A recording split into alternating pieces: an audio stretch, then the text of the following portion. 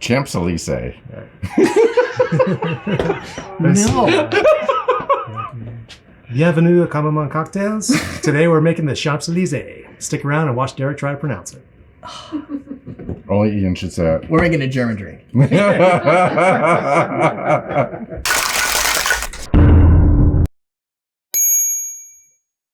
Welcome to Cognac Cocktails, Danny and Derek. That's them. I'm Derek. We're going to show you how to make. I plan on having this in my head before, Tyler. The Champs-Élysées. How do you say it? Champs-Élysées. Champs-Élysées. I should have him. He says it without reading the He pronunciation. sounds so much better. Yeah, because he's Because my well-traveled. parents are French Canadian. Oh. Mine So are you too. Well, one. My dad was Irish. My dad? No, Is he he's French Canadian? Canadian. Oh. Broder? Oh, yeah, duh. I don't know why I always think your dad's Irish for some reason. It's Irish. I know he's not, but I always think of him as Irish. Because he drinks a lot? No. Oh. Does he? Oh. On occasion. Occasionally. Well, only time I ever see him at those occasions, because it's usually like at any party. This drink recipe is going to be broken down to 1.5 ounces of cognac, 1/2 ounce of green chartreuse, 3/4 ounce of fresh lemon juice, 1/2 ounce simple syrup, 2 dashes of Angostura bitters. We're going to garnish it with a lemon twist. This is going to be, I'm just looking, this is a shake and drink. And the way I know it's a shake and drink is the word simple syrup and lemon juice. And I don't know anybody who's stirred And that. I pulled out the shaker. Oh, yeah. That does help. That is good notification. It's a good clue. Yep. So you never stir With citrus. like citrus? No, because it gets all layered and weird. Like, it's not good. It's not going to integrate. So anytime you use a citrus. Unless the recipe says otherwise, and that's usually some weird Yeah. fucking science project. There's a few things that are like citrus is always a shake. Yeah. Eggs are always going to be a shake. Yeah. I mean, that I can definitely say. Yeah. What's that Unless it's thing a- floating in here? Unless it's some weird college challenge shot or Yeah. something. Yeah, that's true. If it's mayonnaise is typically never shaken.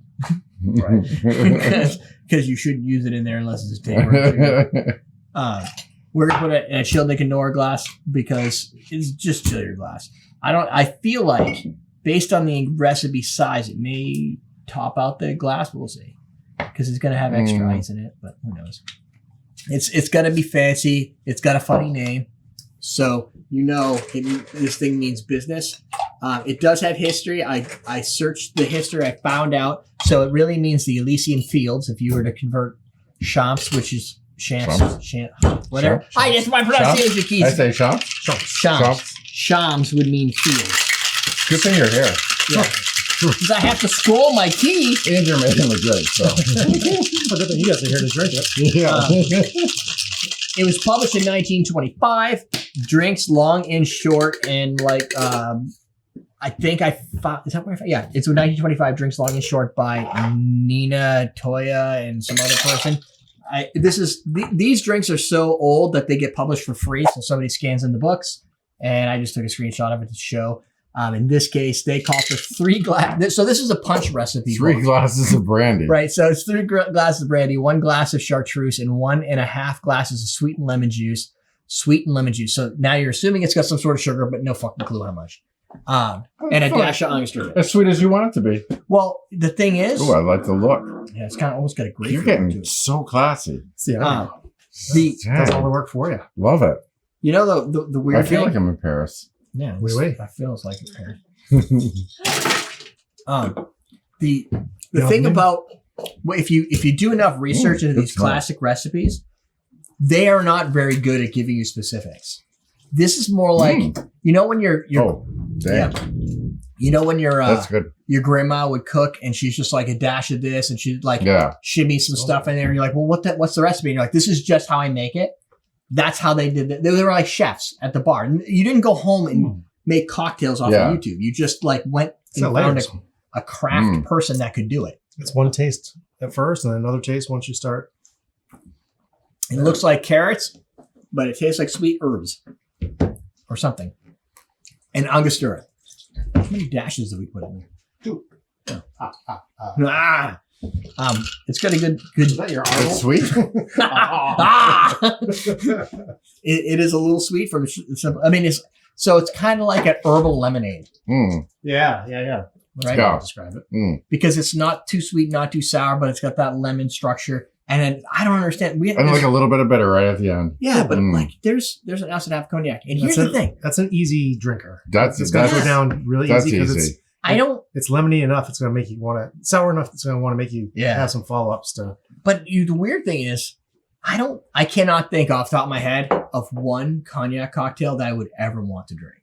Usually they're the ones that are the worst. It's probably the freaking Detroit Athletic Club. I don't know. Was that cognac? I don't know.